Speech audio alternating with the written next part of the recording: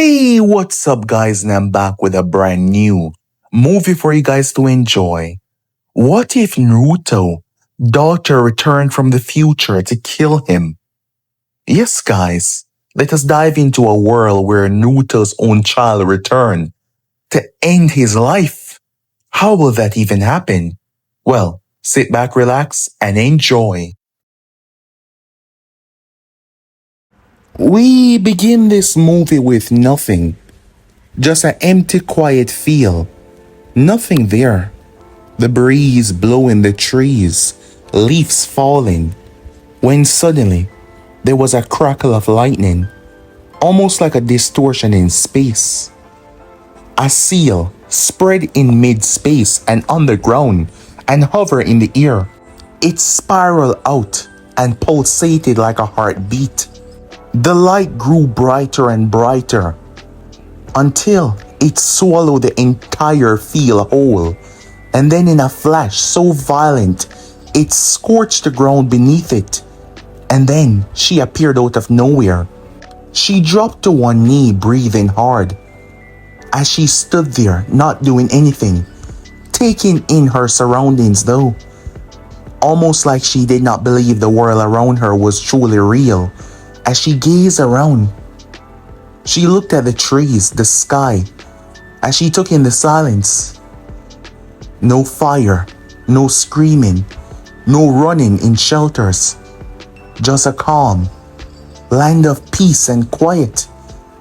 It brought a tear to her eye. Happiness.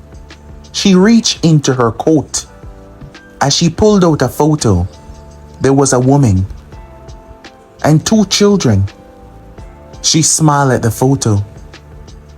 "I promise," she said. "I'll fix it no matter what." She then proceeded to activate the seal on her arm. As she saw that everything was intact, it worked. She rose to her feet. She was standing around 5'8". She had two whisker marks on both of her cheeks. She had blonde hair.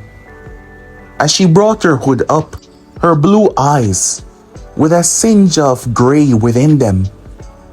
As she gazed around, she had to move immediately.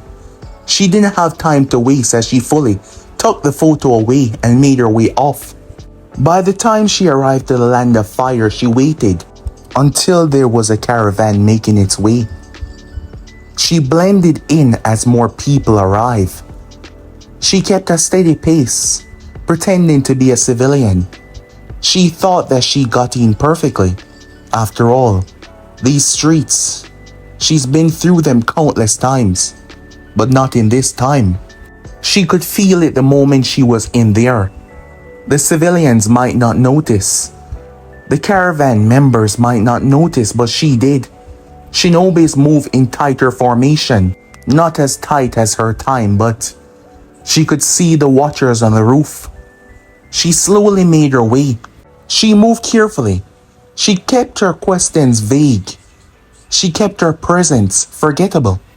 She couldn't just walk up to strangers and ask them about Naruto Uzumaki. Not here. Clearly, when the village was on edge. She had to keep the questions small, as she knew that they would spread like wildfire. So instead she listened. She watched. She looked and made her way, moving through alleys, making her way. However, as she was moving through, someone took notice of her. It seems like she wasn't as stealthy as she thought. The person had been following her. The voice was quiet as he stood behind her as she moved through the alley. "I know you're not a civilian." She did not turn as he stood rather close. "Easy now," he said. "There is no need to fight." He was trying to keep the situation calm. She slowly turned to meet his gaze, only seeing one of them. However, the moment she looked at that man, tears almost came to her eyes, but she fought it back as hard as she could. She looked at him. Kakashi Hatake. It was a jerking feeling to just hug him, but she couldn't. You're Kakashi Hatake, the tremble in her tone as she spoke. He gave a calm eye smile. A lot of people know him, so that wasn't surprising. I need to talk to you. In private, she said, knowing that they can't be alone if he had already spotted her. Kakashi studied her, learning that she wasn't a civilian moving through the village like this. However, buildings and crowds were nearby, so he played along, agreeing to go to a more secluded area as they made their way to one of the training grounds. Once they were there, she stopped as she turned her back to him. He was rather surprised. What enemy would do that? I'm here to help you, she said. Help me with what exactly? Kakashi said, crossing his arms, yet he was constantly ready. I'm here to stop a tragedy from happening to this village. What tragedy? What are you talking about? He questioned. She hesitated. My father. Kakashi's expression shifted. Your father? Who is that? She reached up and pulled the hood down, her blonde hair exposed. She then finally turned. The copy ninja looked at her face. What truly got him was the two marks on her cheeks, the blue eyes and the blonde hair. You look like him. You look like Naruto Uzumaki, she said. The implication was there, but that's impossible. Kakashi said, he's barely older than you. You can't be. It can, because I'm not from this time. I'm not from this future. Kakashi went still at hearing that. I came back here to stop my father, to end him before he destroyed everything. Her voice stiffened at the words. I'm here to stop a future where there's nothing but suffering and death. I'm here to change everything, she said. She stepped closer. The copy ninja did not feel the need to protect himself. There was no intent that she carried as she took his hand. I know it's hard to believe, but I know you in my time. You're like a father to me. You protected my mother countless times. You kept me and my brother safe. Please, I need you to believe me. I need you to understand what is going to happen, what is going to come, and how we need to prevent it by killing Naruto Uzumaki, she said. Kakashi looked towards her, his mind drifting on Naruto and the path that he has chosen. Far away from Konoha, in a place that was untouched by sunlight. Whatever this place was, it was massive, colossal, deep within. In a room that was rather cryptic, you could just feel there was something wrong about it. A figure was sitting down. It was a weight that he carried. Almost like the air itself was struggling to keep up around him, despite the fact that he seemed to be calm, his head resting on his palm as he leaned back. He was 17 years old, his name Naruto Uzumaki, and he was nothing like what the world once knew. He changed. Everything about him. He felt it. Something different. Something hard to explain, but something was there. He felt it. What is this feeling? He said to himself, unsure how to truly understand what he was experiencing. Time skip. Her name was Kushina. She was named after the grandmother that she never truly knew, only heard stories about, from Kakashi mostly, before everything fell apart. Currently she sat in a room with only one door as she sat there waiting. It didn't take long for Tsunade to return. Kakashi had brought the Hokage in almost immediately. A blood test was done, and the results came back. You are really his daughter. I told you, Kushina said. Kakashi closed the door as it was just the three of them in there. As of right now, we are the only ones that know about this, and it will stay that way until I decide otherwise. They all agree on that. Plus, if he finds out that she's here, he will get to learn about the future if he takes her. We can't allow that to happen, Kakashi said. Tell me what you know about him. Who he is now, Kushina asked. Tsunade folded her arms. I met him a few years ago. Let's just say he had me fooled. He had all of us fooled, Kakashi said. He gazed towards a far wall, like he was looking into the distance. I've known him since he was a child. He never socialized like the other children. However, being the nine-tailed Jinchuriki was hard, difficult, but he never actively tried to make friends. But somewhere along the way, that isolation stopped being sad and became something else, something colder. I saw it clearly once he was placed on Team 7. There was a kind of ideology, an ambition that he carried that wasn't supposed to be there for a boy his age. Kakashi paused as he chose his next words carefully. I never thought that darkness would ever turn on his friends and team. He threw himself in front of danger more than once. When it really mattered, he protected his friends, his teammates. However, he still chose to abandon everything and everyone. He stole from the village and fled. I thought at first that it was just about strength, but there is something else, something I don't truly understand behind his whole ordeal. I've met him since his escape, and it isn't just about power, it isn't just about rule, it's about something far more twisted that I can't understand. Now you, said Tsunade, if you're from the future you will know all of this. What is it that he desires? Kushina looked down towards her hands before she spoke. Most of what I know I actually know from you, she said, glancing towards Kakashi. My father, he's not just a man that lost his mind. He's not broken either. It's his beliefs, his vision for the future. He doesn't think that free will should be left in the hands of people, because in his eyes, that is exactly what causes suffering. Villagers, leaders, ordinary people given a choice. They hurt one another over and over.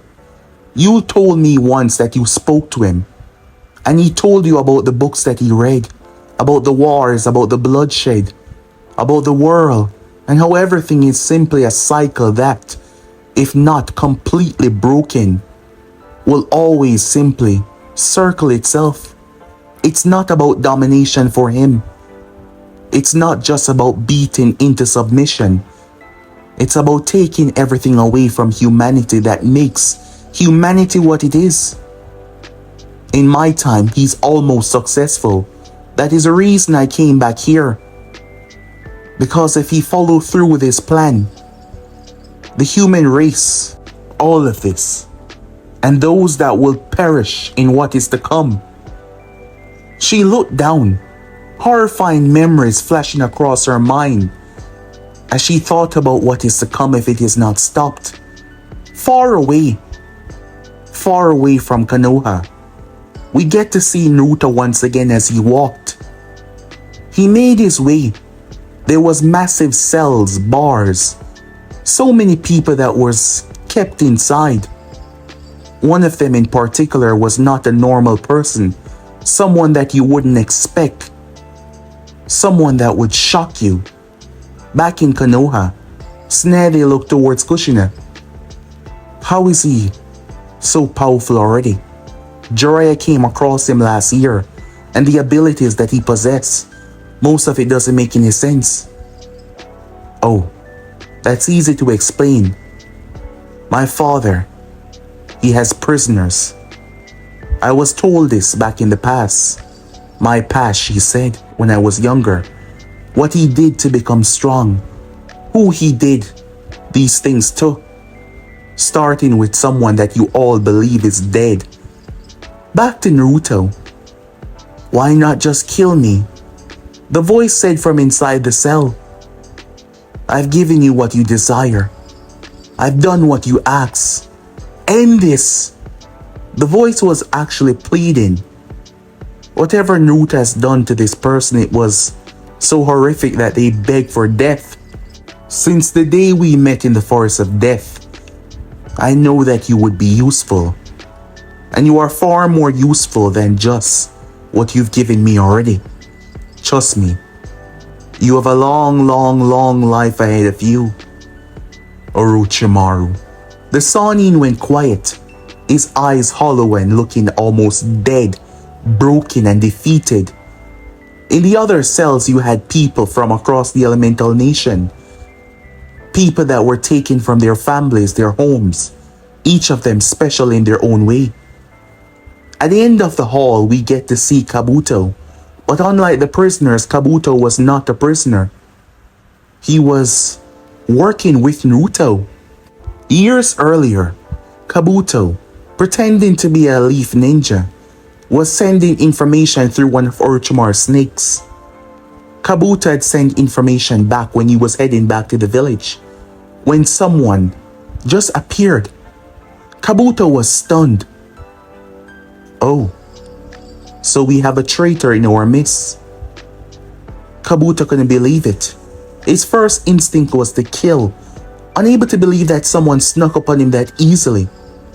However, standing there was a 10-year-old Naruto Uzumaki, and you would easily believe that Kabuto would simply kidnap him, try to do something, but the following conversation did something that shouldn't even be possible.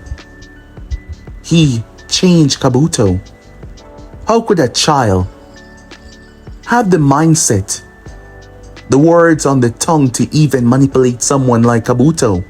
Theoretically, that should be impossible. But as we skip back to the future, Kabuto handed Naruto a file. It was completed. Naruto's expression shifted into one of joy, seeming happy with what Kabuto has achieved. Kabuto seemed to be happy with the praise. Whatever was done in the past to gain his obscene loyalty to Naruto was incredible.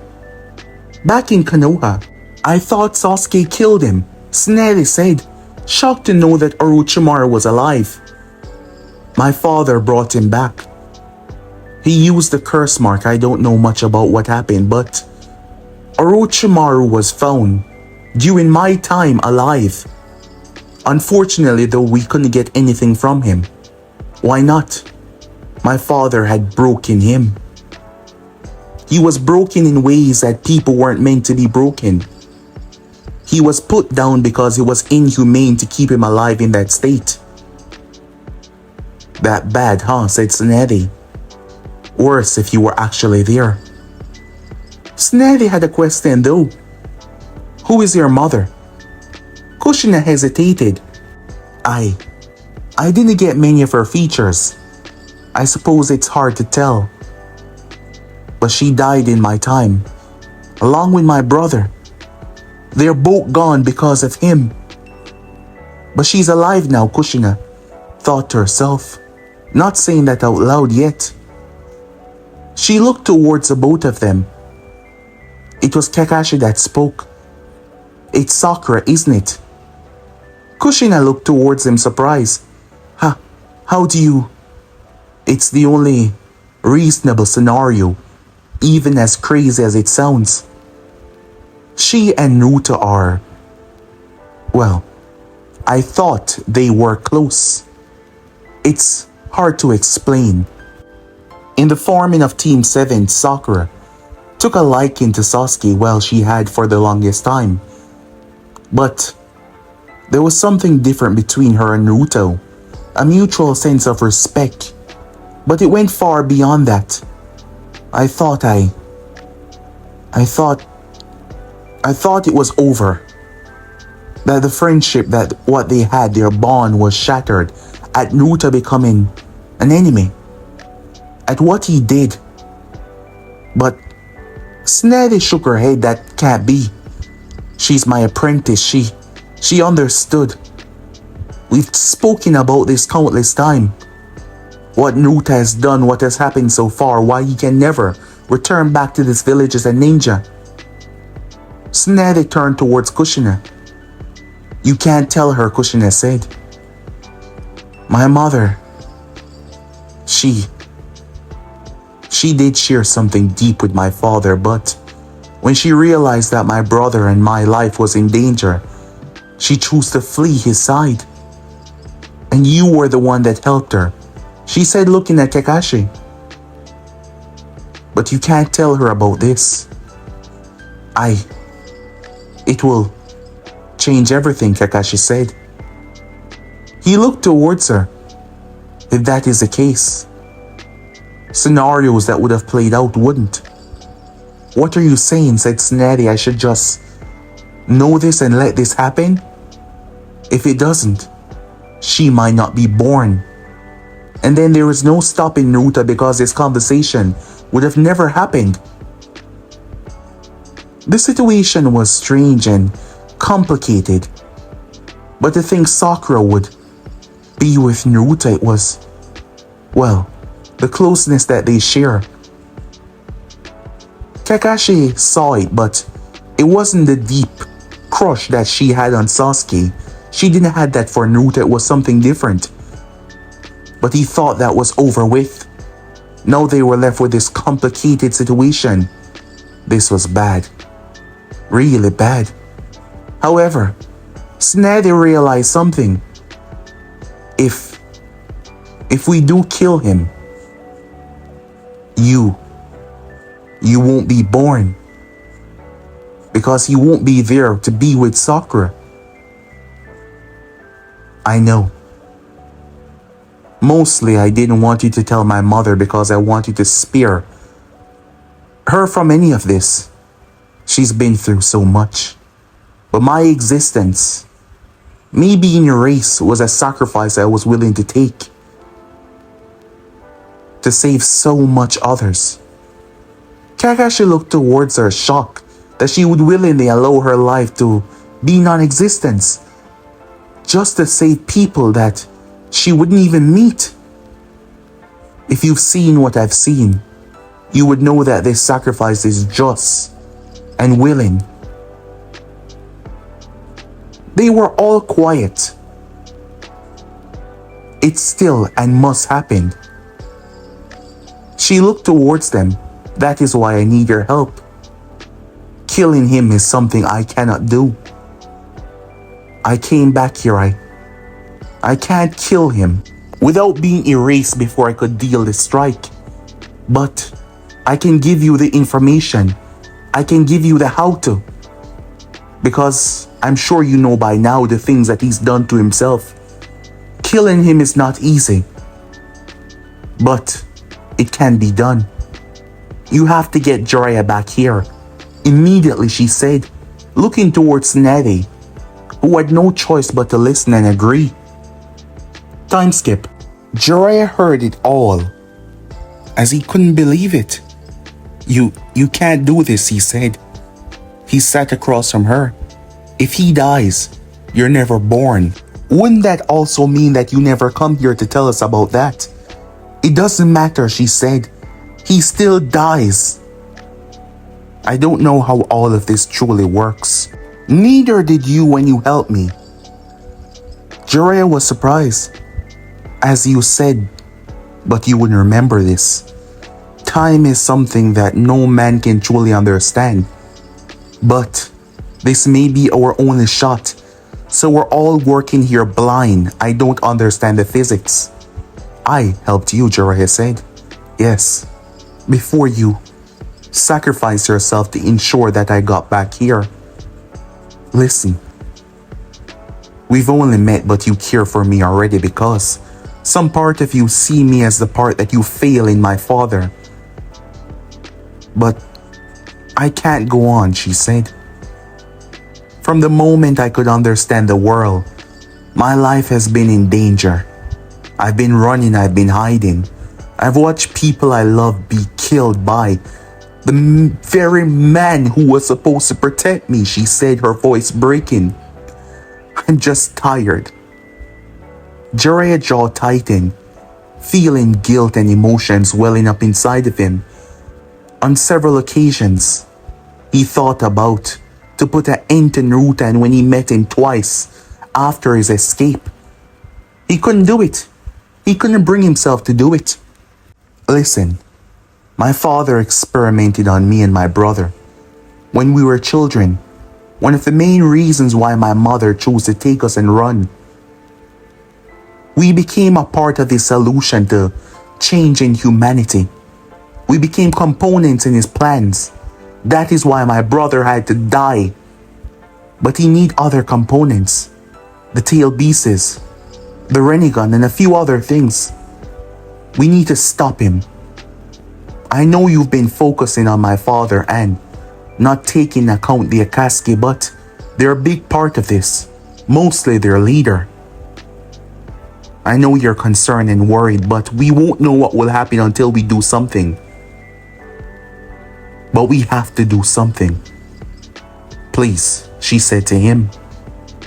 Jiraiya relented, realizing that no matter what, he wouldn't change her mind. How can we stop him? She unsealed the blade that was in her wrist. In the very complex seal on her hand, something that Jiraiya himself was shocked to see. A sealing scroll mixed with several different components. This was seemingly above him. Yet he had a hand in creating this. Well, not this Jiraiya. A much older one. This was forged in the future, she said. It was a blade. The handle wasn't a metal that Jiraiya has seen before. Components of the past are within this. Ancient ruins that belonged to the Uzumakis were used by you and the remaining seal masters across the entire world to form it. This is the only thing that can possibly kill him now. As you know, because of what he has taken from Orochimaru, he has made himself partially immortal. This blade strips away the chakra. It strips away everything, and it goes straight for what is underneath. A direct strike by this will stop every regeneration, will stop any resuscitation on his own body. It will kill him. Jiraiya took the blade and looked it over, absolutely shocked. He looked at her, and he saw it. He saw the regret, as she was remembering when he died. I don't know where he is, and I can't be the one to kill him, she said, looking towards the others, just the three of them plus herself in the room. But in order to do this, we will need everyone. And I'm not talking about the village. I'm talking about the other nations. I know it's going to be almost impossible to convince them. In my time, all the leaders of the villages out there they're dead. But their predecessors' wish for them to know is with me. And I think it might be enough to convince them. For we to push this along before my father reach the second phase of his plan. And we need to do it quickly. Alright, Sneh, they said, as she decided to send word. Not sure if they would even attend, but she would make it urgent. After all, Naruto has already marked himself a great threat. In the time since he's been away, Naruto has killed over 54 people. His reasoning was seen as madness, a madman with power beyond most. However, Kushina told them that her father did not just kill those people to just kill them. He was studying their chakra capacity. He was analyzing the difference between them and others. Haven't they noticed there is a pattern? The ones that he killed, all of them are not from the same region. It was a part of his plan for complete subservience. And now it made a whole lot more sense. He didn't just do it because he was a man that was obsessed with killing. It was a part of his plan. Meanwhile, far in the north, in the land of rain, Naruto wasn't alone. But in the land of rain, he stood alone though. However, Naruto had a group. Gurren, once loyal, subservient to Orochimaru, willing to literally die for him, had put her faith and trust into Naruto because of Yukimaru, the boy that she watched died. The experiments on him went wrong. She could have saved him. Naruto found her on her weakest moment, where she was breaking down. The first thing she desired was to end his life, but everything had been taken away from her. And she would have died if it wasn't for his interference. Her desire was to kill Kabuto because he had been a part of the experiments. And when Orochimaru took his final breath, there was nothing holding her back. She blamed Kabuto for Yukimaru's death, but Naruto had. He saved her. That is how she saw it. She was amongst the few that knew his plans, that knew what he desired. And under her you had Renji and several others. But that was just a part of everything. A very small part. You had Doi. He was an A-rank specialist from the Hidden Earth. You had a B-rank mercenary alongside him. And several others. People who believe in the cause of changing humanity once and for all. However, the group of them were split. Their desire was to gather the tail pieces. The Akatsuki wasn't the only one that was hunting. And Naruto's plan was simply to go after the head of the snake. With the head gone, well, one of the heads, the body would flounder. He had no doubt about that, not to mention, the rinnegan would be in his grasp very soon. Naruto arrived at the gates of the Land of Rain. Immediately, the guards pointed their spears towards him. He slaughtered them. They were strong, but clearly not strong enough. Pain felt it almost instantly. He sent Konan to see what was going on as he gathered himself. Konan made her way there, only to see the man that she heard whispers about. His features stood out. Naruto looked up towards her as he was in the process of holding a range shinobi by the neck. Konan descended down, but Naruto was faster. His body was different. He was faster than the eye could follow, wrapped in a light that did not shine but burn, a deep, unnatural light, closer to shadows than sunlight. It was known as a solar fan. It wasn't a long-winded technique. It was made for short bursts, but the amount of release that it gave him in those short spams was beyond incredible. Without any friction, he had twisted his body into something different than a snake. Materials that he got from Orochimaru, something more legendary, something that had only seen in the past, said to gone extinct. But years of gathering information will lead you to points that the world isn't even aware of. As Naruto looked towards her, Konan wouldn't allow him to escape.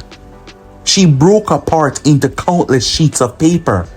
However, she was stunned when Naruto replicated her technique. But he did not turn into paper, he seemingly turned into that strange source of light. And he burned through her sheets, forcing her to bring her body back together. She tried to find him. As she felt a hand on her neck, she moved away. Paper shurikens as she launched them towards him. He formed attacks that seemed to bend as they twist with the components of light and shadow. They burned through everything that she threw at him. Konan was blasted. She was sent through buildings, and these were massive steel contraptions. She was hurt badly. He gripped her by the back of the neck and dragged her. Tendo and the others got ready, all of them powered by Nagato. The 6 paths of pain cleared rooftops as they made their way. Nagato could feel Konan's chakra falter. She had been weakened gravely. He arrived, looking through the eyes of Tendo. Put her. He didn't get to say down. Naruto pushed his hand through her back. The strange, Light photons seemed to be completely submerging his hands, almost like it was see-through. Conan spat up blood, her body jerking at the sudden intrusion, ripping through her chest. Everything went still. No one moved. Years of memories, suffering, pain, friendship, love, care, all exploded. No more talk, no more discussion, no more peace, just pain. Nagato exploded as he watched. His only friend left in the world died in front of his eyes. The rinnegan. Every one of them seemed to just get a boost. The ground crushed, the sky weighted down. The rage consumed Nagato. Within that moment, Naruto was not a Jinchuriki that he cared to capture. He was a man that he wanted dead. When he sent buildings blasting towards Naruto by repelling them, you understood in that moment that the villagers' safety, the village, meant nothing to him anymore. Naruto moved through the chaos as a building came down. He kicked through the window and ran on the surface, breaking through another, only to be greeted by missiles. They erupted upon him, but it was just a clone, the real Naruto above, releasing 10 paper bombs that multiplied, a technique that he stole from the second Hokage, his findings, what he had stolen from the village. The explosions just kept on coming. A bird came from the sky and crashed into Naruto. Naruto ran on its beak and traded hand-to-hand blow with a human path. He grabbed its arm before he heard the sound as he leaped. A raw force of chakra tear through the bird, trying to get at him. The robot path having completely manipulated itself to its full power, oozing with so much raw chakra. Nagato screamed as more power intensified. The chakra cannon seemed to just grow and grow and grow, trailing after Naruto as he moved. Buildings exploded as it tore through everything. The summoning path summoned over 10 different creatures. They blocked Naruto's path. Nagato spat blood from his mouth. Blood exploded from his eyes and ears as the cannon blasts supercharged. Naruto was dead center. He could not dodge. However, it was then that Nagato noticed something. Through the eyes of the human path, a special kunai on the ground. A 3-pronged kunai, a weapon used by the 4th Hokage, father of Naruto Uzumaki. Naruto appeared at the side of the robot path. In his hand was a spear of energy. It was spinning, wrapped in surrogated energy, twisting and curling around his hand. Seemed to be a modified version of the tail beast bomb. However, it almost seemed alive, like inside was the eye of a storm that was looking towards the robot path. Naruto purposely slammed it right in the collision of the beam, and everything went nuclear. 4 of the paths was swallowed in the blast due to their close vicinity. A quarter of the land of rain was just erased. Tendo crashing back, thrown out of the way by one of the others to keep him safe, him being the main body. He couldn't believe it. It was in that moment that Nagato started to see the actions of what he has done. He looked around as he heard screams, body parts all over the place. Nagato settled where he was. What have I? So caught up, so twisted into his own guilt he didn't even feel when someone entered inside. But he did feel when they reached close enough. Immediately, he repelled the person as Kabuto slammed into the wall. Kabuto coughed up blood. Nagato kept on pushing him back, with the almighty push crushing his bones when suddenly Naruto appeared. Kabuto had purposely dropped. He purposely dropped the three-pronged kunai. Naruto severed Nagato's arms. Just like that. He opened his mouth to scream, but Naruto drive the kunai right into his throat. There was no hesitation as he pushed down with force. Nagato's eyes stared into Naruto's. Shock, disbelief, sadness, pain. And just like that, the god went quiet. Kabuto looked up as Naruto stood in front of him, hand out. He took it and he pulled him back to his feet. Naruto stood in front of him, watching him. He leaned down and whispered something into Nagato's ears. You know, I wouldn't have learned about you if it wasn't for one of your own giving me information. I suppose you weren't as in charge as you thought. I suppose you would like to know who it is. Naruto taunted the dead as he stood there. But the name that he spoke, the promise that he had made in the past. Kabuto wasn't surprised though when Naruto said the word Itachi Uchiha. Itachi? Of all the people, why would he give Naruto anything? Well, a promise was made. Naruto removed the rinnegan. He was done here. Time skip. Sakura didn't know who this girl was, but she was close to her. Kushina finally met Sakura in this time. As the village was being aware, those who needed to know. But it was the questions that Sakura didn't get.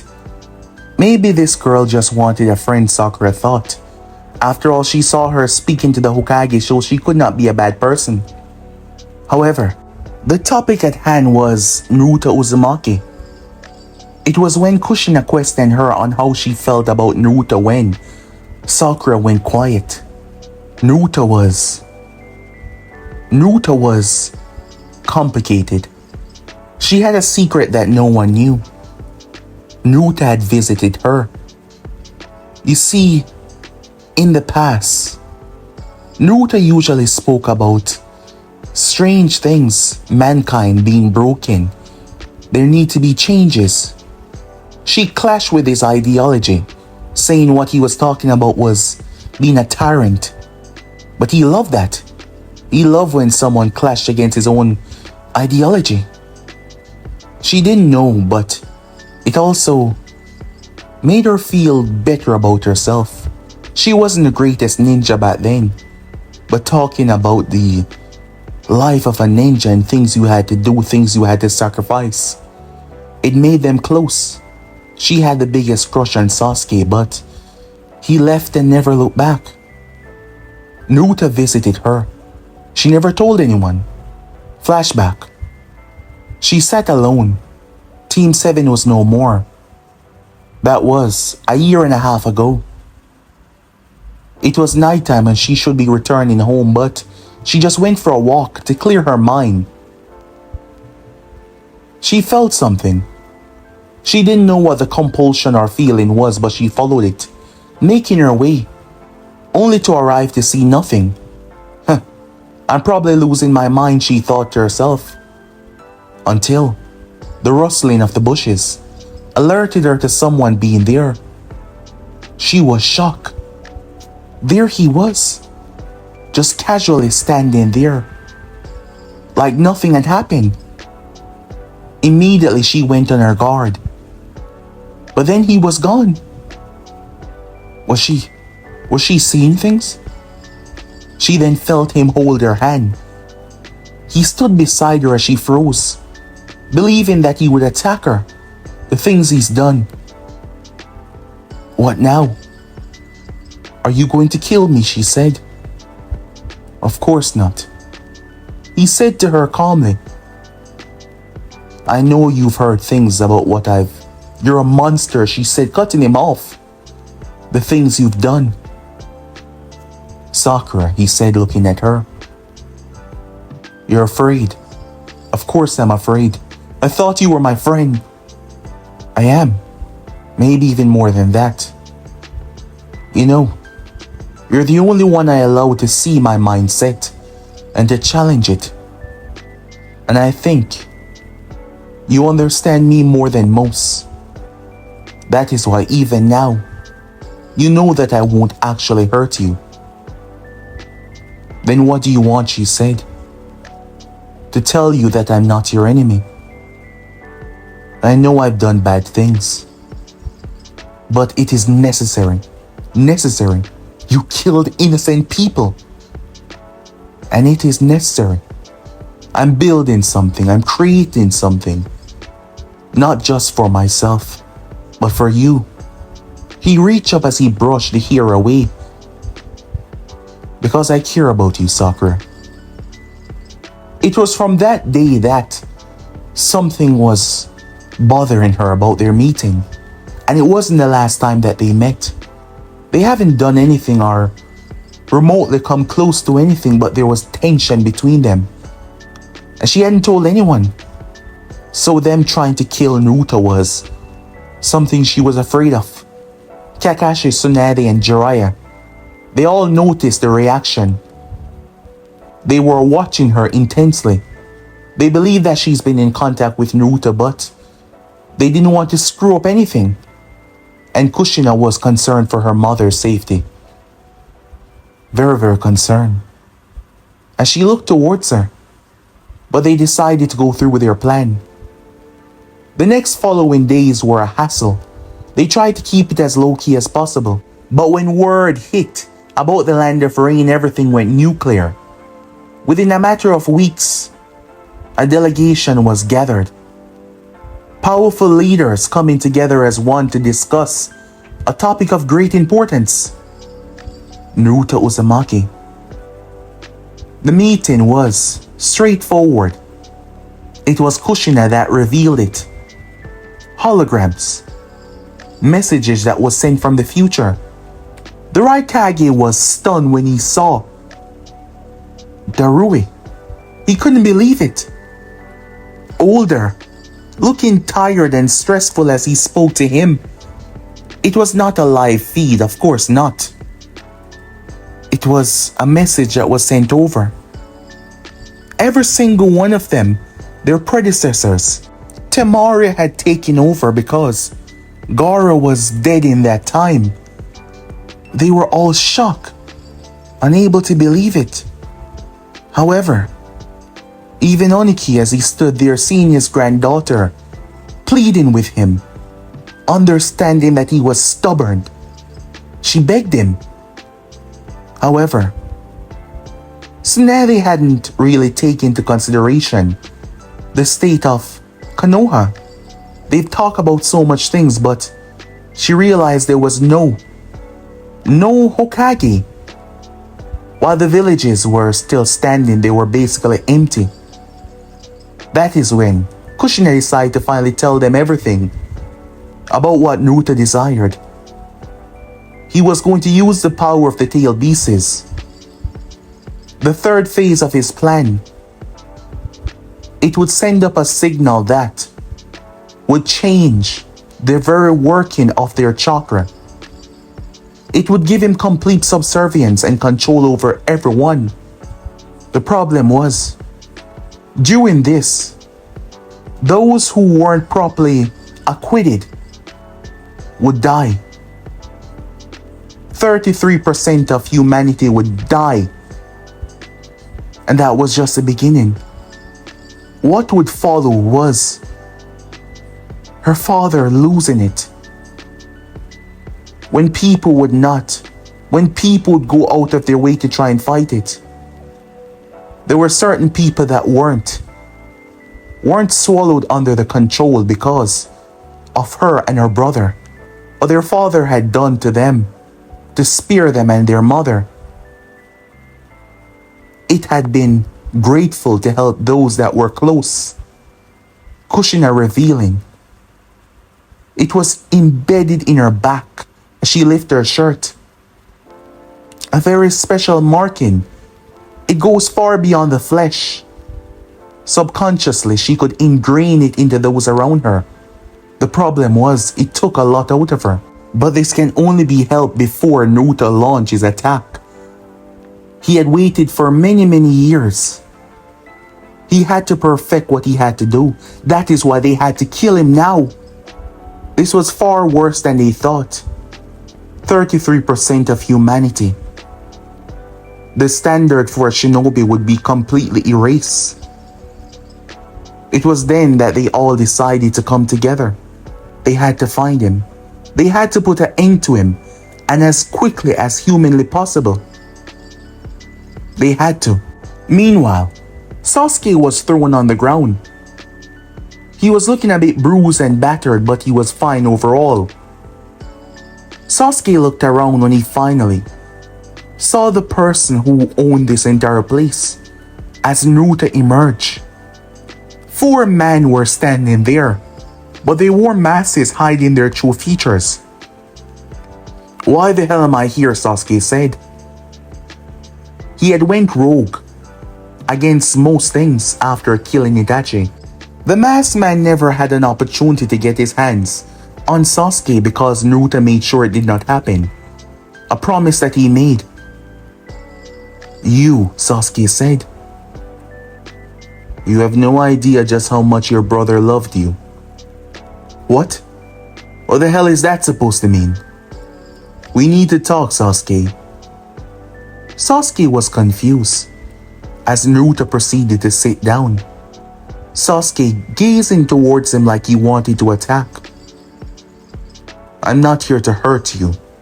I'm here to help you." "Why?" "You don't give a damn about anyone." "Why help me?" Sasuke said. "Because I made a promise." "To who?" "Your brother." Sasuke was confused. "Why would you be? Itachi is dead." "It happened before, you moron," Naruto said. Sasuke got to his feet, but the 4 men standing behind him. Sasuke hesitated. For some reason, these 4 were able to overpower him. "Who the hell are they?" he questioned. "They're not human, so don't try to fight them." What? Sasuke said. "They were created using Tail Beast chakra and Fuin jutsu." They hadn't spoken, Sasuke realized. When they found him, they simply attacked. "I've ensured that you've been kept safe. There are those who wanted to capture you, but I've eliminated them. It was a promise I made to your brother." "Why? Why would he ever promise anything to you?" "Because I told him if he did not give me what I desire, my first objective was to kill you." You what?" "It is simple. When I learned just how much your brother cared for you, when I realized that he'd rather see this world burn than you die. However, he realized that if he made a deal with me, you will survive the world to come. If everyone else was like your brother, this would have been a much simpler way to achieve my goal because, unlike the others, your brother saw it. Your brother understand it. He realized that there is no stopping me. Now listen, your brother was used. I suppose he didn't want you to know this, but hear me now." The next 10 minutes was Sasuke refusing what Naruto had to say, but Naruto had proof. As he gave them to Sasuke clear. Sasuke's first desire was to burn the ones responsible, but Naruto wouldn't allow it. Instead, follow me. Sasuke was baffled when he found Orochimaru still alive. "This is only the beginning. What I plan, it isn't just about fixing the mistakes of the past, because the past can never be changed. It's about creating a future where something like this will never happen. And it's a future where you will survive because I promised your brother that you would. So your death is something that I will not allow to happen. Your brother lived up his part and died believing that I would go through with mine, and I shall not break this promise. Now let's go. Sasuke wanted to fight, he wanted to relent.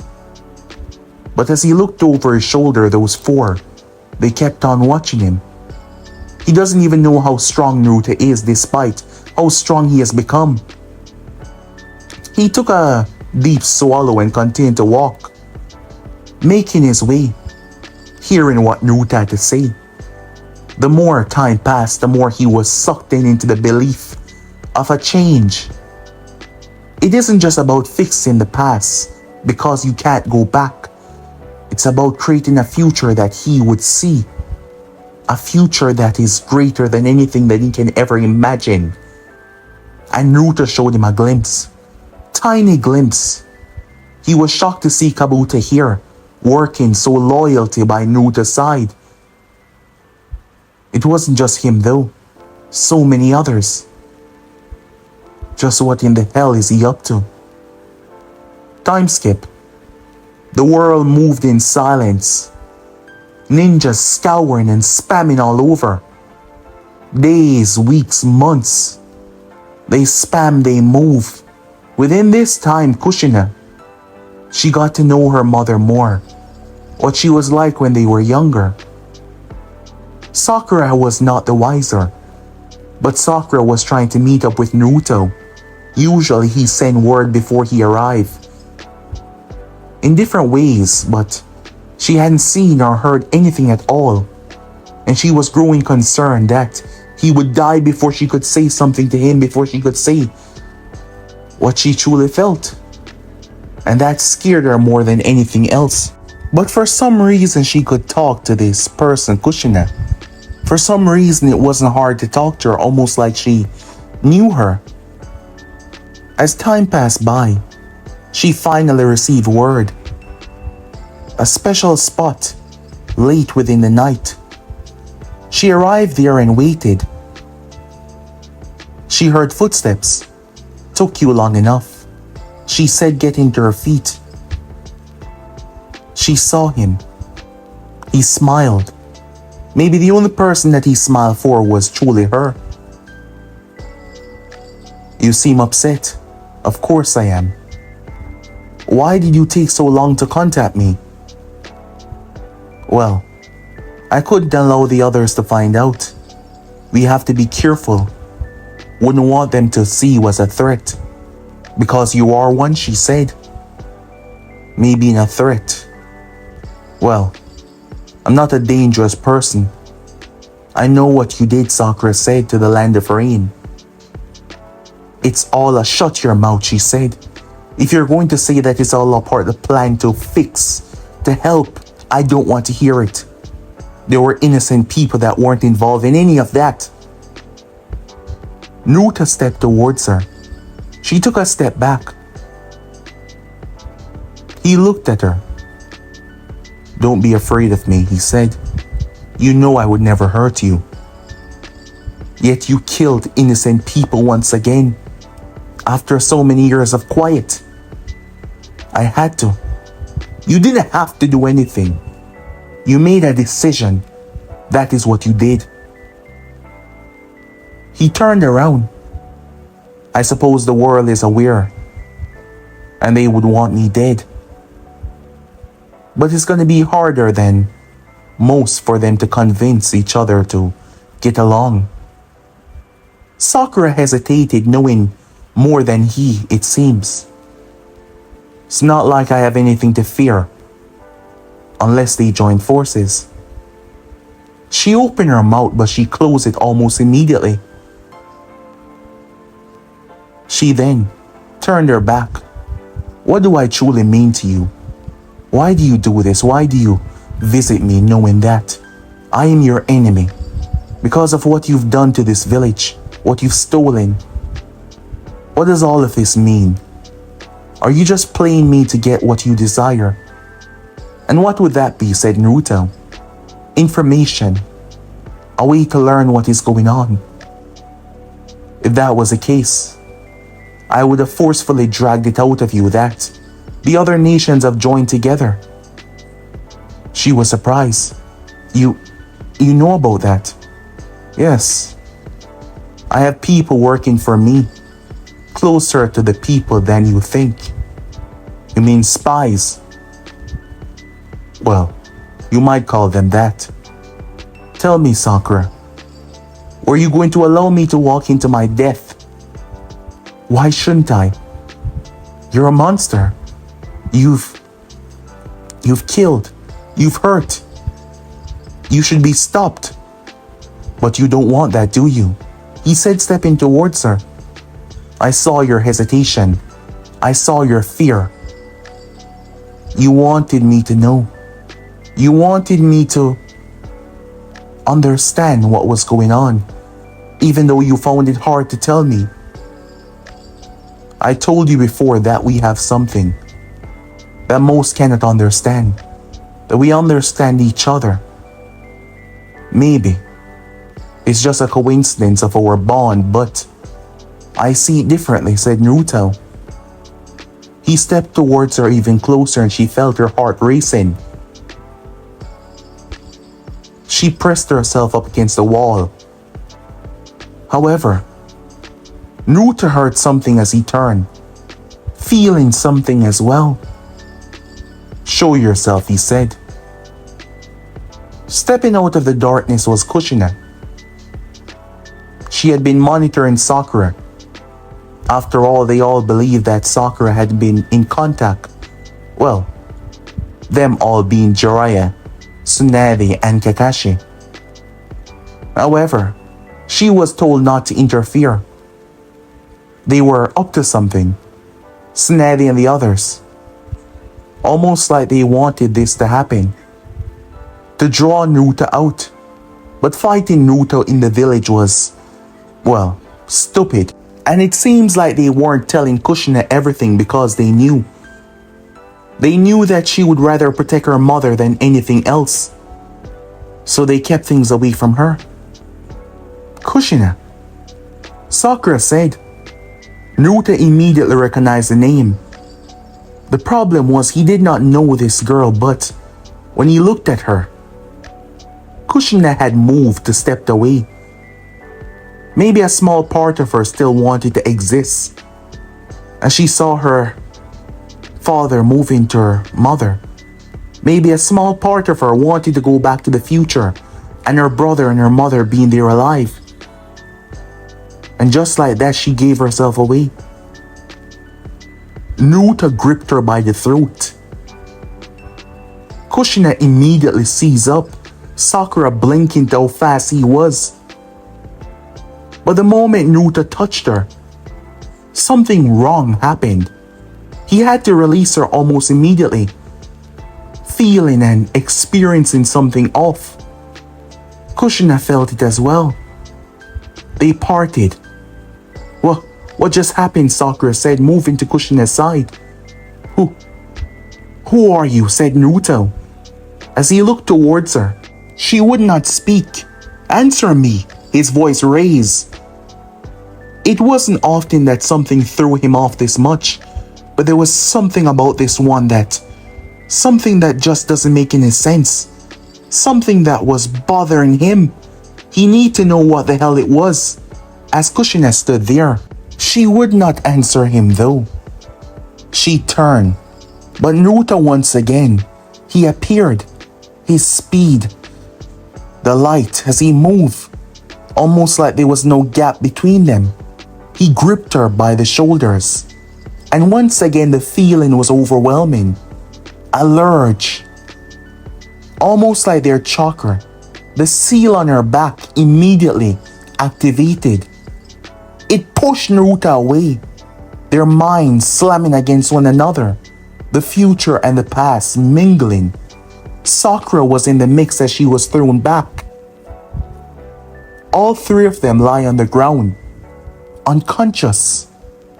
Whatever happened, her chakra supercharged Naruto, somehow overloading him. The blast radius was immense, but it wasn't much of a physical boom. It was like a mental wave that ripped everything and pushed, but there was no sizzling explosion. It did not take long for reinforcements to arrive there. sensors all over the village, and the scene that they saw truly shook them to their core. Time skip. Tsunade, Jiraiya, and Kakashi was thinking about using Sakura to draw Naruto out. They've been discussing things without Kushina, but here, Sakura lie unconscious. Yes, she lie unconscious. The three of them were found. Naruto was recovering much faster. So was Kushina, but Sakura, her body wasn't strong enough, not physical strength. Whatever happened, it ripped through all of them, and it was having drastic changes on their brain. The seal on Kushina's back was something that applied to her, with Naruto experimenting on his own child in the future, where he desired to change and tweak his complete dominance over mankind. What he desired was far more than just subservience in the future. What he desired was something that made Sakura took her children and run, going to Kakashi for aid after spending so much time with Naruto. That shows you that it was something unforgivable. But here now, Sakura was out of it. Not even Tsunade, the greatest medic, could wake her. However, Naruto was kept in a very secured location. Everything was suppressed. They threw everything they had at him to ensure that when he does wake up, he wouldn't break free. The argument was brought up to just kill him and get it over with. But that wasn't that easy. Yes, they could kill him because of the weapon, but Naruto had allies. And before the leaders decide to come together, majority of the tail beasts have been taken. The few remaining tail beasts with the elemental nation, they were trying to keep them safe and hide them away.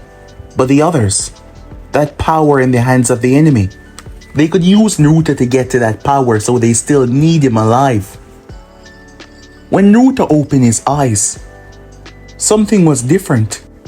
The explosion didn't just knock him out, it messed with his brain. It messed with his brain badly. He saw things, he learned things that he shouldn't know, that he shouldn't see. And he knew exactly who Kushina was. He did not know everything, but he knew enough. She was his daughter. Kushina woke up. She saw through her father's eyes. He saw memories, and she saw his conviction.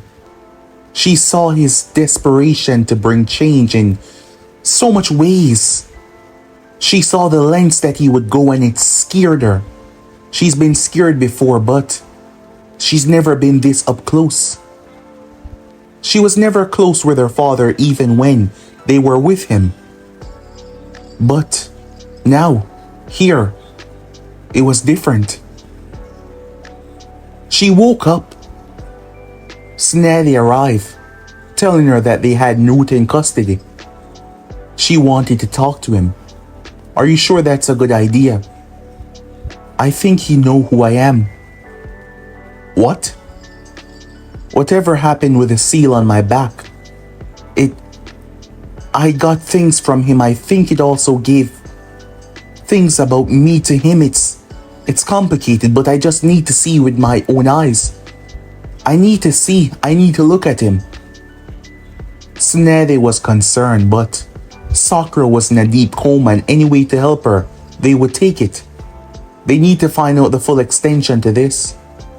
Upon arriving, the both of them enter the room, keeping it small. Naruto was bound and restrained. Something heavy wrapping around his entire chest, his legs, his arms, around his neck. The patterns carved into every single one of them.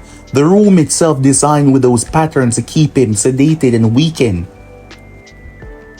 Kushina, he said. My child. Don't call me that. Why not? You are my daughter. I said, do not call me that, she said. You're angry with me. I was unable to convince you. about my way in the future. Your way. Your way of killing, causing mass death and destruction. Yes, you were unable to do it, you monster. Emotions breaking in her tone. That is where you're wrong. My goal is not to just kill. It is to fix. Your way of fixing claimed the life of millions. She shouted at him. But it's over now. She stepped forward. I never thought I would have the opportunity to say this. But I hate you. For what happened to Mom. For what happened to my brother. For what happened to everyone I love. It's all because of you. Naruto looked at her, yet the lack of emotion on his face. Tsunade stepped forward, giving Kushina a break. So you know about the future now? Yes, not all of it. Good to see you, Tsunade. It's not good to see you, Naruto, she said. I suppose you would say that. Tell me something. What now? Are you going to kill me, Naruto said. Kill you? I suppose. It is what we need to do to stop all of this, isn't it? But at the same time, you had your people collecting tail pieces. The Akatsuki is in a shamble right now, from what we learned. That mean you're the one behind the attacks. So we can't kill you just yet until you give us everything that we desire. Information, that is. To be honest, you truly have me, said Naruto. I didn't expect this to happen, and no one knows I was coming here. I truly don't hope you blame Sakura for this. I manipulated her. Tsunade saw it within that moment. You genuinely care for her, don't you? Your only reason for telling me that is to ensure that she doesn't, well, the world doesn't see her as a traitor for siding with you. She never sided with me, said Naruto. You know, in your own messed up, broken way, I suppose you're still capable of feelings and love. Well, I'm not a monster. Now then, can I speak to my daughter alone? No. Why not? I told you you have me. I do not trust you, Naruto. I never will. I suppose I can give you that. But I'm asking you, please, you really believe that would work after everything you've done? I want to talk to him alone. Kushina said no. He's shown that he can get under your skin. Please. Kushina begged. I won't go near to him. Tsunade looked towards her. Fine. 5 minutes. She stepped out. I've already said my piece, said Kushina. I want to hear what you have to say now. Without all of this bullshit. You're captured, you're done. What is it that you have to say? How are you still here? If Sakura is your mother and I am your father, how are you still here? If I am truly captured and meant to be killed, you're not supposed to exist. Unless time doesn't work like that. Unless you coming back, create an entire separate branch of future that is not supposed to exist. What are you talking about? Think about it. The very notion of you preventing me from being with Sakura should mean your erasure. You should be gone. By the way, I admire your sacrifice. Not many can go into this knowing that they will cease to exist. But I think that you've created another separate time. And that's the one we're currently in. That is why you're still here. You're not being erased because you won't. Because time doesn't flow in one direction. It's being broken apart from you coming here. I suppose Fuin Jutsu is truly the greatest thing in the world. Altering time like this. I'm truly amazed you were able to achieve this, my daughter. Stop calling me that. But you are. I'm proud of you. You're proud of me? Yes. I don't have everything that you know. But I know that I became something bad to you in the future, and I am sorry. You're sorry? Of course. I am your father. I was supposed to protect you. I maybe say hell to mankind and burn everything else and everyone else, but I can't imagine a future where I do what I did to my blood for you to hate me this much. A future where I abandoned Sakura, where I made she hate me. To be honest, I truly care for your mother. Our clashing of ideologies in the past, even though we were mere children, it inspired me to change in ways that, well, helped me to see a future that is different. A future where she can keep that smile of hers. I truly admire and care for her. And you remind me of her. Brave, strong, beautiful, he said. He smiled. It was starting to affect Kushina. He was supposed to be the enemy, and yet she started to see him as her actual father. She shook her head. Enough of this. She started to walk away. I am glad I got to meet you. I know it must be hard. But if you do survive in this timeline, live a wonderful life. She stepped out, looking razzled, as Naruto proceeded to close his eyes. Tsunade questioned her. She didn't have much to say though. She received word that Sakura woke up as the both of them made their way. When Sakura saw Kushina, she looked at her with shock. You're my daughter? Sakura was questioned by Tsunade. Sakura looked ashamed. I never meant to betray the village, Tsunade was quiet. I will keep this to myself for now, to spare you from anything that will follow. But from now on, there's no more secrets. Am I understood? Tsunade was firm and serious, not wanting the others to know that Sakura had been in contact with Naruto. Sakura nodded, but she went straight back to Kushina. Kushina actually teared up. Despite this not being the Sakura that she knew, she teared up knowing that Sakura knew. Sakura didn't have any memories, but she did know that Kushina was her daughter. That meant Naruto was. It was so confusing, all of this timeline thing. While that was going on, Kabuto realized something was greatly wrong, as Naruto was not returning.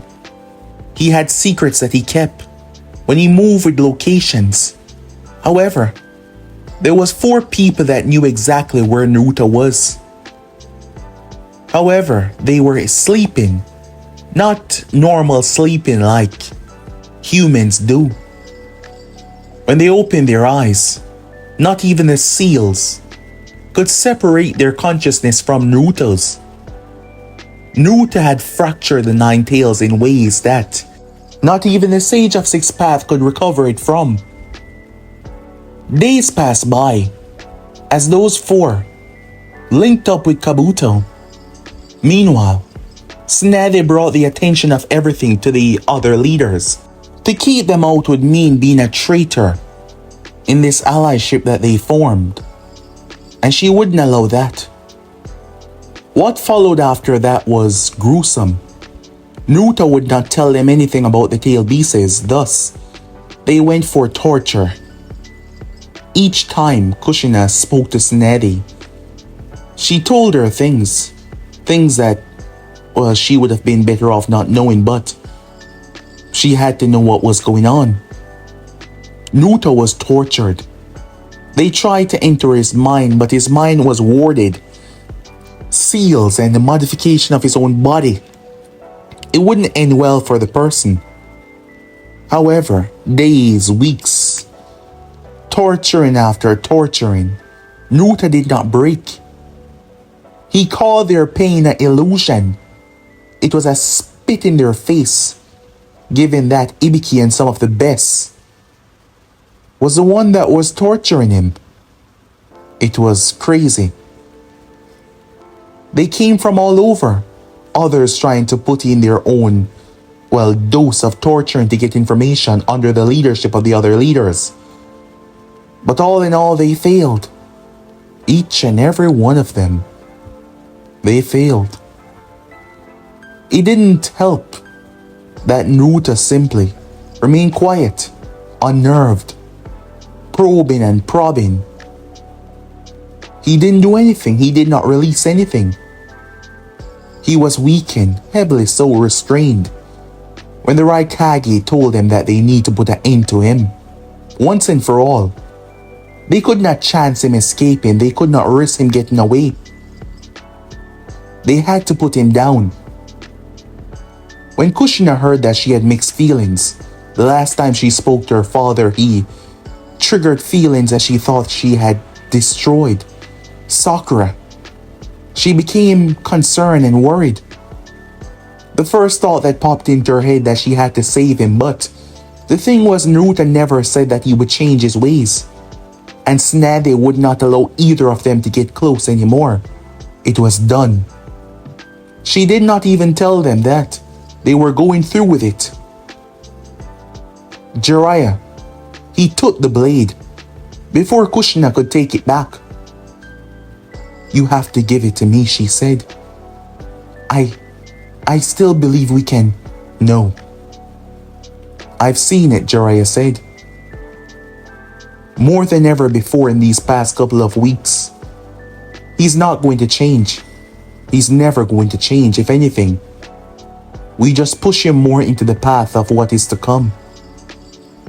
I know that it's hard, but I'll take the pain away. You don't have to see it, hear about it. And we will deal with the consequences of what is to follow.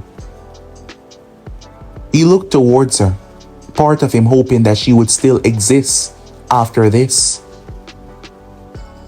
She looked towards him, seemed to be on the verge of breaking, changing everything, but she couldn't, after everything. Yet his words, they got to her, but she pushed them down deep and buried them as she and Sakura remained closer than ever in these times of hardship, pain, confusing emotions, as they decided to move forward. The leaders gathered, each of them carrying one behind them. Jiraiya came for Tsunade. The respective future leaders arrived with their Kages. The location was private, hidden away. Naruto had been transferred, specially and heavily sedated. No one was to know about this. They brought him to a special location. They did not know the ramifications of killing him. His body still had trails of tail beast chakra. Maybe there was some failsafe or something that he wasn't telling them.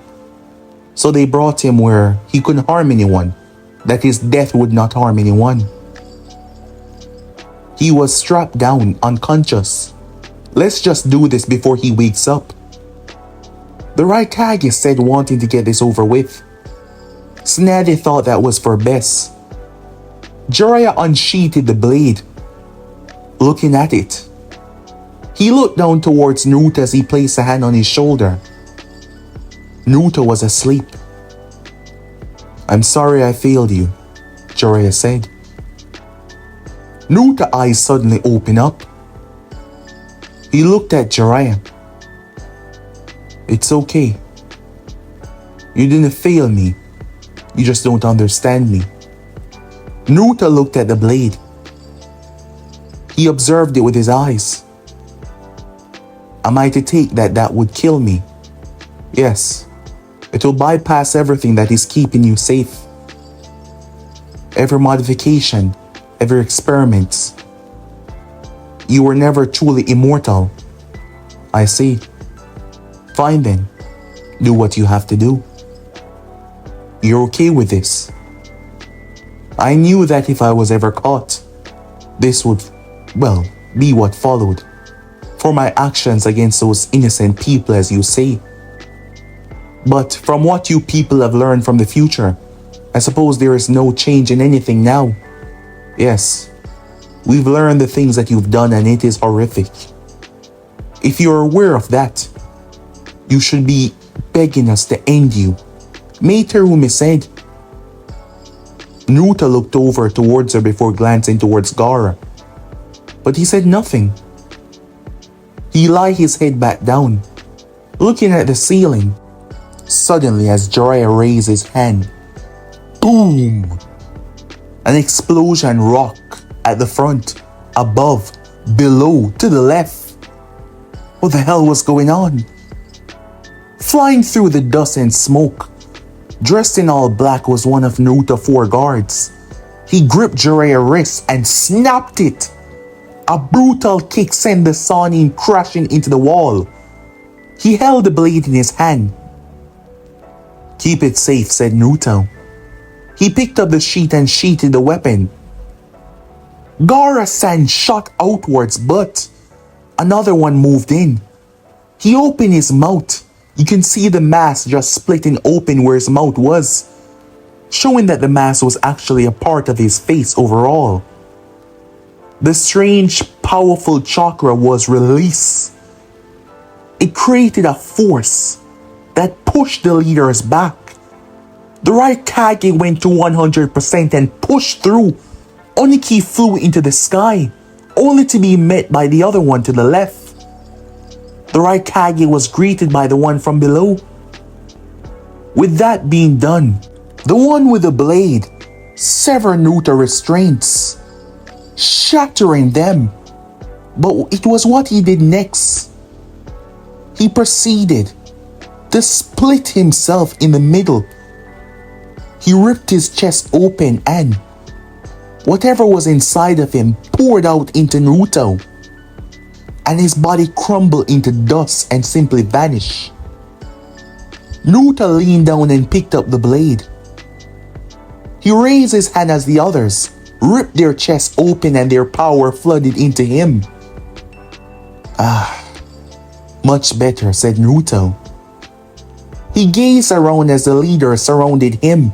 He looked towards them all. Sorry, but none of you are important enough to waste my time here. With that, he was gone. Naruto arrived in a flash at the location where he had been knocked out. His senses spread over Konoha. Naruto moved from building to building before he shattered through a window, landing inside. Sakura and Kushina rushed towards the sound. They were both standing there in shock, unable to believe it. You're free. You're alive. They both stuttered out confused. Naruto stepped towards them. Yes, I am. And unlike before, things is different. Things are going to change. What do you mean? Kushina said, raising her hands ready to fight. Naruto moved and grabbed the both of them. I'm going to fix our family. All 3 of them vanished in a flash. By the time Tsunade returned to Konoha, it was already too late. She threw the chair and table through the window in frustration and rage. Jiraiya cursed. The leaders cursed violently. When Sakura woke up, she was in a room. She looked around confused. She didn't see anyone. She made her way to the door expecting it to be locked, but it was open. She made her way down the hall, only to arrive to a large open area, where she saw Naruto conversing with Sasuke. You're awake. What's going on? She looked around confused. And is that Sasuke? Sakura, huh? Long time no see, Sasuke said. What's going on? Why am I here? And why can't I feel my chakra? Just a precaution. I don't want you to wreck the place. Naruto said, stepping towards her. It's alright, Sakura. You're fine. Kushina is fine. I'm fine. I'm not worried about you. What about the leaders? They were supposed to kill you. What's going on? They're not important anymore. Because things are different. What? How? Follow me. Sasuke also followed as well, as they arrived to see Kushina. She was sitting down, but she could not move, due to the seals that were placed on her. What's going on? Why do I feel so weak? Naruto moved towards her and caressed her cheek. In a fatherly way. It's alright, little one, he said. There's no need to worry, you're fine. You monster. You're doing it again, you're experimenting on me. Not in the way that you think. You've opened my eyes, daughter, he said. You show me that there is much more that can be done. But not just within this time. This seal. I've never seen anything like it before. And now I understand that there is something much greater at work. The me that did this. He was trying to use this to replicate his own connection with you. His power stored in you. That is why it reacted so badly to me. It was confused and reflecting. His power triggered to his own memories. A way to exist through his children. A way to bypass everything. I believe it was also his way of connection. I would like to unlock all of that. To see it. To learn it. And then what? What then, she said. I'll fix everything. But not just this time, he said. Everything. The realization hit her. No, she said. I won't allow you. Don't be afraid, little one. You're safe, he said. Sakura jumped forward. Stop this, she said, trying to fight Naruto, but in her state she was just a civilian. It's alright, Sakura. Everything's gonna be alright. For the next following days, the Elemental Nation scoured. They found a few of Naruto places and a few of his people, but they never got to him. Kushina no longer had the mark on her back, nor the Fuin jutsu that got her here. Everything was taken from her, but Naruto set her free. Her chakra restricted to her though. Every day he got closer, and every day he was kinder. Kushina rejected all of that though, but Sakura started to fall for it. He was manipulating them, Kushina believed. He was kinder, he was sweeter, saying that he would reunite her with her brother, he would fix everything. However, on the second week, Kushina could feel it. It was the same feeling when she had moved through time. It pulsated through the area. She rushed down the hall to find Naruto. In the center, taking deep breaths. However, when she saw his face, she immediately took a step back. He was older, more dangerous than ever before. Kushina, you brought me here. To think you would be the one to actually come to me. What are you talking about? Why do you... It's you. She realized who this was. This wasn't the one that was from here. This was the one that was from... He looked down. Confused. Why does this hurt so much? This was future Naruto, but future Naruto had modified himself to near invincibility. Death was off the page, off the table completely. Then how? How was it remotely possible that this pain was so intense as he collapsed? He turned to see the eyes of the one that brought him here. You're me, he said. Yes. You're the one that wrecked the future. You're the one that failed. Well, succeeded in some parts but failed in many other parts. I don't intend on doing the same. This blade shouldn't have killed you, but I've modified it, said Naruto. Death will not come easy, but I need you to hang on for a little while longer. I don't want you to die just yet, Naruto said. The state that the future Naruto was in, he couldn't do much. His whole body seasoned and shutting down on him. You brought him here, Kushina said. Yes, I've killed the monster that has plagued you for so long. It's you, she said. Not me from now. What does this mean? Killing him, what will this achieve? It will change everything. Go back to your room, he said to her. She wanted to argue, she wanted to fight, but escaping this place was impossible. She did not even know where she was, and she couldn't fight him. How did you even get him back here? I'm smarter than you think, Naruto said. That is when she saw the seal in his palm. But she also saw the side effect that it had on him. Blood running down his nose. Guess you're not that smart. He wiped the blood away. Simply a few more modifications, he said to her. It did not take too long before she felt it once again. And this time, what came back was... But Naruto? Kushina said. Her brother. The problem was he was a few years younger than he should be. Kushina, where am I? Why do you look like that? Naruto was so confused. He didn't know what was going on or where he was. Kushina was confused. Naruto made his way. What did you do? Kushina said. I plucked him from the timeline, said Naruto. He died. Because of me. He died. And that scarred you. As long as his past was not tempered with, the branch will not be separated, but the time would be fluctuating. All I need to do now is to manage it. That's impossible. You cannot learn how to control time like this. No one can do that.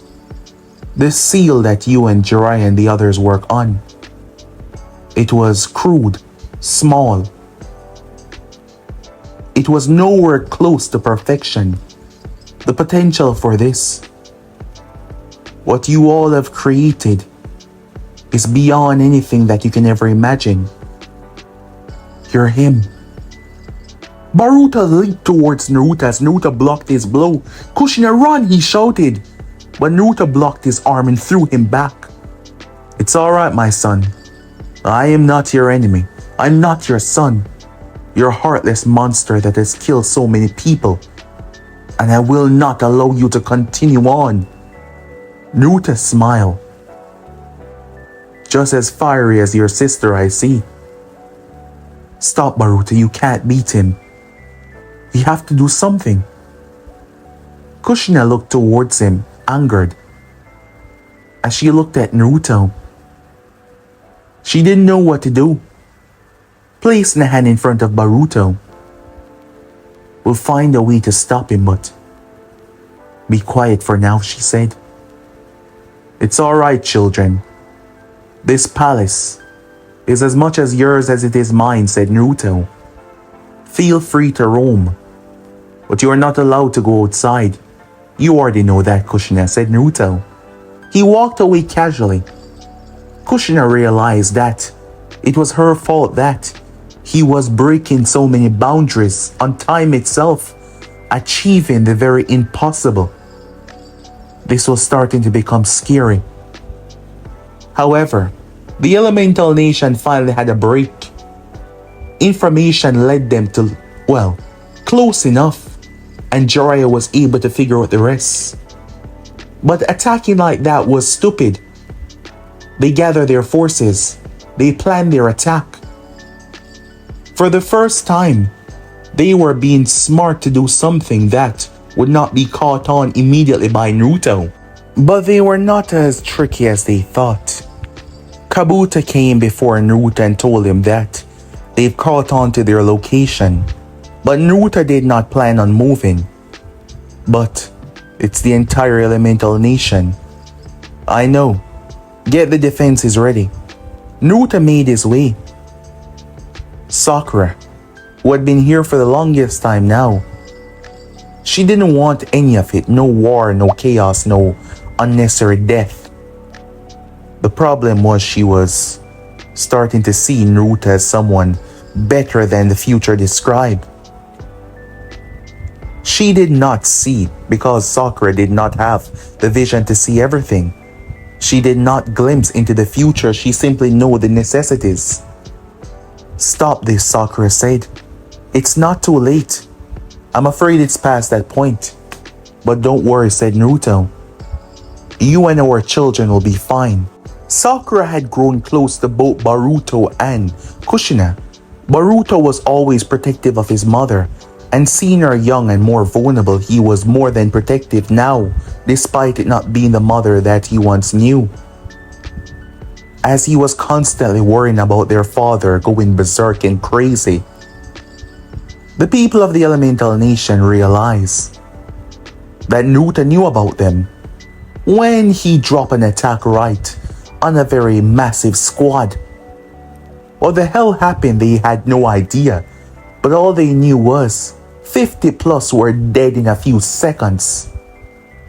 Naruto's location was guarded by seals that made it seem like it wasn't there. It was Jiraiya's knowledge that caught them on this far, but no longer did he hide. The location was colossal. The place was unusual. It was moving. Yes, almost like it was moving in a pattern. Not the building entirely, but the sections, the rooms, the way they twist. It was because of the defenses. This was not physically created by hand. This place was put together using seals and layers and chakra. And beneath it all, powering this entire facility, was the core of the tail beasts. And the fragment of their power, it poured into the location, giving it an ultimate defense. As the ninjas tried to get close, sandstorms erupted, massive waves of tsunamis, crushing and wiping out volleys of them. The heavy hitters started to move in, to draw the fire, draw the attention. They would have to bring the tail beasts into this. Tail beast bombs were absorbed though into the very location. It was frightening and made them realize that they needed more. They needed much, much more. As the attack kept on, Naruto made his way. His entire family in one room. The others all over because the place was colossal. They're gonna get in here, and we're gonna help them, said Boruto. Naruto smiled. Such an optimist. I like that about you, son. Don't call me that. But there's no need to worry. The outside world will not harm our family. Harm us. That's all you, Kushina said. Naruto looked towards her, but there was no anger on his face. Despite what they say, despite the tone, he wasn't getting angry. He was happy, and it was odd. As Kushina wondered, would he actually kill them? Was this all just a facade? I just need more time, said Naruto. And that is what he needed. Hours ticked by. The outside forces were not getting close, so they decided to target the areas. They brought in all the specialists, but trying to undo the seals were like trying to unravel space around them. It was complicated. These seals were old work that went back deep within the wreckage of the Uzumaki's. Uzumaki sealings that were forbidden. Due to the fact that a human was not using them, it was fine because Naruto was feeding them with the tail beast power. It was bad. Very, very, very, very bad. They needed to do something. No one has been able to get inside. However, they were weakening the outside defenses. The tail beast power was being drawn constantly and the beasts were being weakened. And they can only be drawn for so long before they needed to recharge, to regain their chakra. But it was a time that Naruto needed as he spent his time locked away, working and working and working. Meanwhile, what are we gonna do? Naruto said, we have to escape. It's impossible, Kushina said. I've tried countless times, not to mention. She nodded over to the side. The masked warrior was just standing there like a statue. He wasn't moving, he wasn't looking, he was just standing there. It's gonna be alright. He made me a promise. You shouldn't trust him, Naruto said. As he looked at Sakura, he's a monster. He's gonna get us all killed if we don't do something. Sakura, she knew the pain that they'd been through, not knowing it personally, but she's heard about it. But she doesn't believe that this is anything with the same Naruto. This Naruto was different. And now things were just beyond complicated. Kabuto rushed to Naruto on the 4th day. They were finally able to breach the outside walls. Ninjas poured in from all sides. The place was colossal though, and it kept on shifting. It kept on moving, and Naruto family was secured somewhere else. But Naruto did not take his eyes off it. He kept on working and working and working and working, time ticking by. Naruto stepped out of his studies, only to be greeted by Tsunade, the Raikage, Gaara, Jiraiya. Naruto looked around. Mei Terumi was there and a few others. An assassination squad that was there to kill him, to bind him, to try their best. Naruto looked at them all. He was weak. He had used a lot of his power to maintain his seals. He could feel his 4 warriors. The tail beasts needed time to recharge. He had to use his own power to hold them off. His warriors were busy fighting and moving his family. Without their chakra, they had to listen. Oniki snuck up and wasted no time as he tried to get Naruto with a particle style.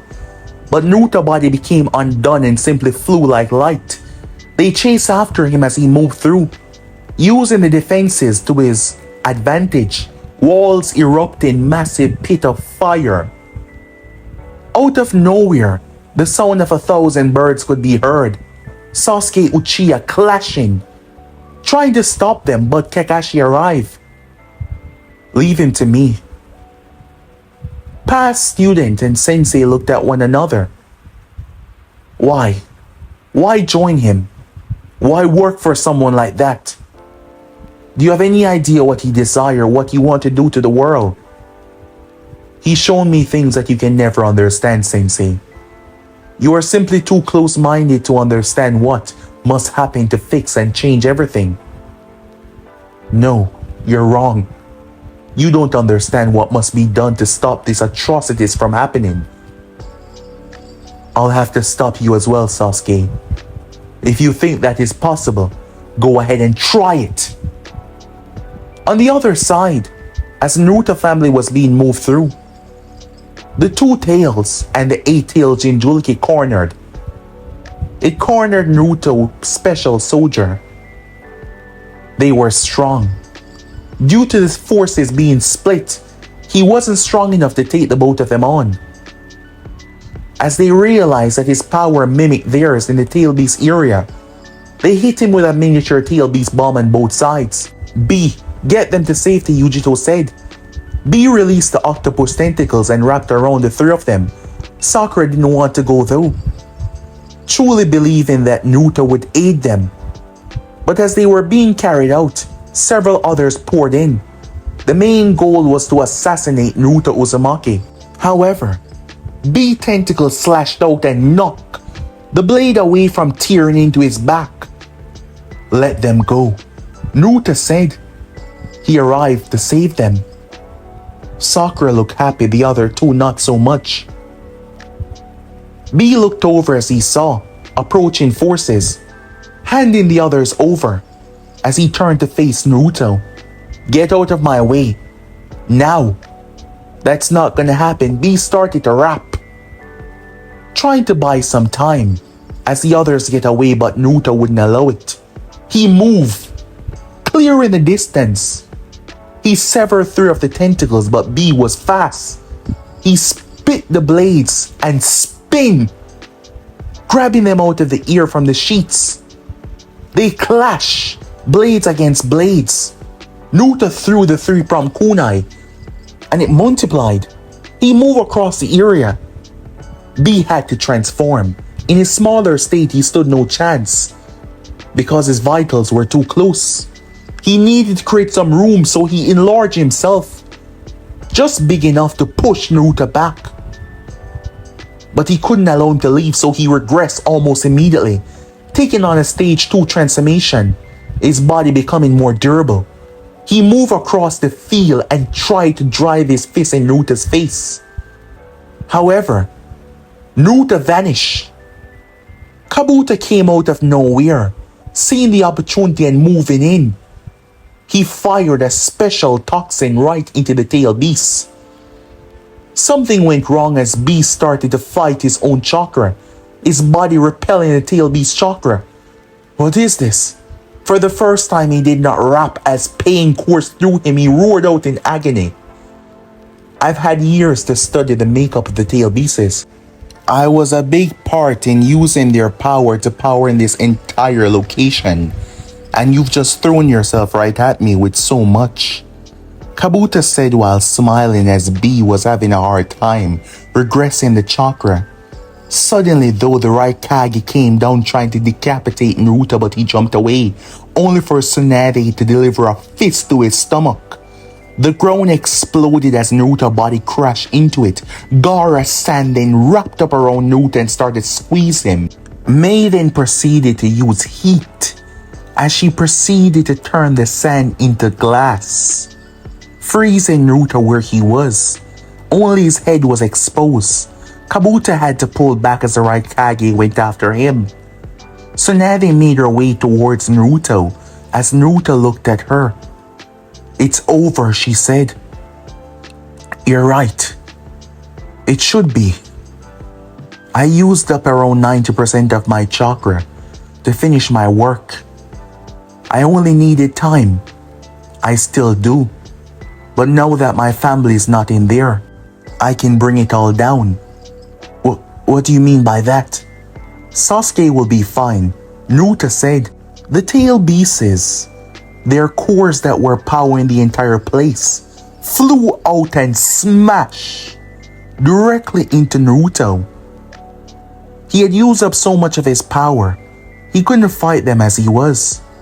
However, due to his modified state, the tail beasts weren't something that were going to turn him into a Jinchuriki. They were mostly fuel. He had changed every aspect of them, turning them into cores that could be used to power himself and the mansion.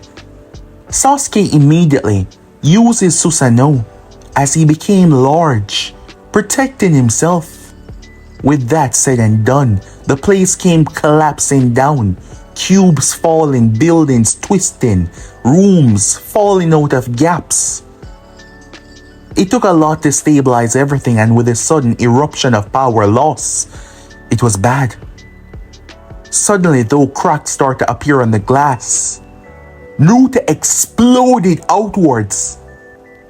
His body was illuminated with power. Enough of this.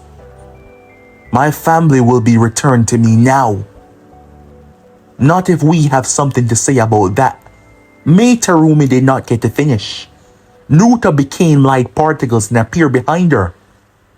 A brutal hit sent her smashing across the field, bones snapping, her body twisting unnaturally. The right Kage came in with a lariat, but Naruto caught his attack.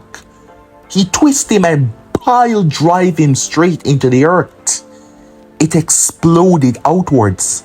Oniki caught Naruto in his particle style, shrinking the cube so he was the only one, but Naruto's body burst apart. It overloaded the technique and it exploded.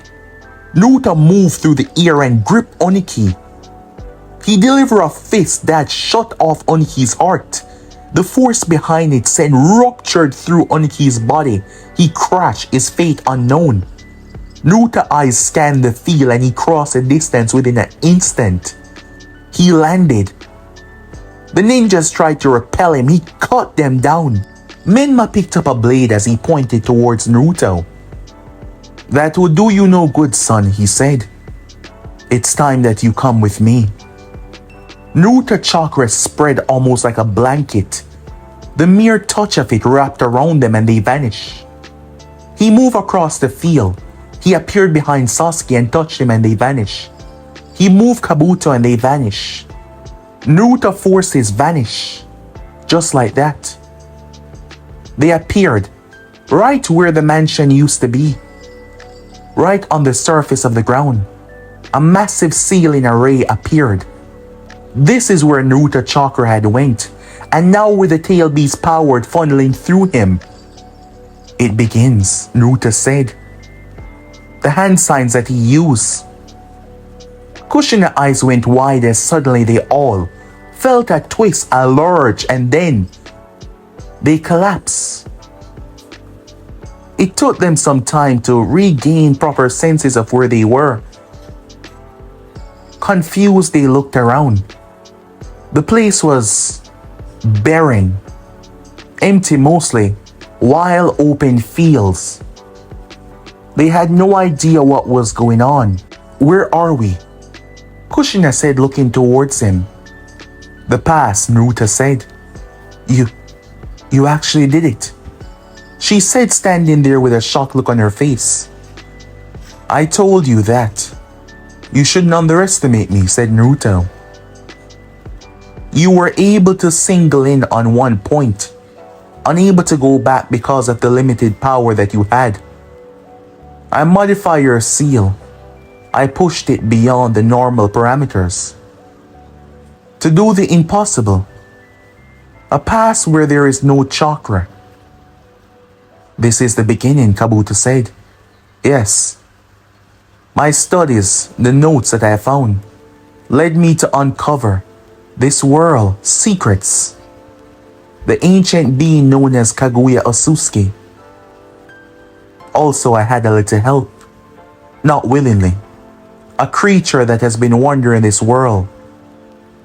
When I claimed the life of the man wearing that orange mask, I found it. It wasn't easy getting information out of it, but it wasn't impossible. The truth has always been there. Before, my desire was to harness her power, to use her power to magnify what I was going to change in the world. But it was not until you returned to me, my daughter. That is when I realized I didn't have to start there. I could start here. I could change everything from the start. I could change, reprogram, undo everything. To make it in my image. To fix it. So, where exactly are we?" Naruto said. "Before the dawn of chakra, my son," Naruto said, stepping towards him. "I told you I would keep my family together." Naruto held a cube in his hand. The power of the tail beast funneled into that cube. As it started to grow, splitting into different sections as a massive mansion formed together. "We shall be the one that create history. We shall be the one that fix the future," said Naruto. "To begin with, mankind will not receive chakra. I will not allow it," said Naruto. "Why? What's your true plan?" Kushina said. "Without chakra, there is no fighting," said Naruto. "No fighting? You mean no fighting you?" "My plan might have changed, diverted, but it is still essentially the same." "No, you can't do this. You will be robbing them of their free will. They don't deserve it." Naruto looked towards her. He looked at her. She shook. "You do not know how to get back to the future. You do not know how to work the seal that I have modified, and the power that you will need to do so with the ones beside you will be immense. I will give you the choice. Stay by my side and help me rule to create a proper world. Stand by me and you will be a part of the system that I will create. The others behind Naruto were already loyal, wanting to bring changes because Naruto was going to merge the times. He wasn't just going to allow the timelines to split off, he was going to merge them all into one. Because he wouldn't be staying here, he was just here to change everything. Kushina had no choice. It was this or he would destroy everything on his own. She looked at Boruto. Fine, but this doesn't mean that we're gonna keep on working together forever. Once this is all over, he clenched his fist despite knowing that there was absolutely nothing that he could possibly do. Yet Naruto grabbed the both of them in a fatherly embrace despite the hatred in their eyes. We're together, family, he said. He smiled at Sakura, who was unsure but willing to try and make things work. Seems that Naruto had gotten to her more than she thought, and the others willing to bring changes. As Naruto felt it, the arrival of the Atsukis. And yeah guys, this is where this come to an end. I might make a movie too for this, where Naruto goes on to change the future, but there would be a lot of problems, as you know, many trying to stop him from this timeline instead, which brings in the whole Atsutsuki affair. So yeah, I might make a part 2, so yeah, stick around for that guys. I hope you guys enjoy part 1. I'm out for now. Peace.